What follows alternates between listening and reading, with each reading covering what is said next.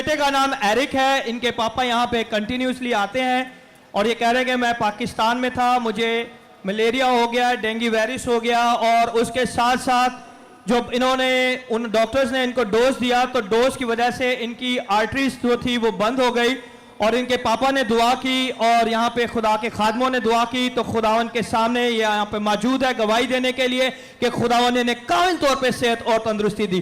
जोरदार तालियां बजाइए यीशु के जलाल के लिए।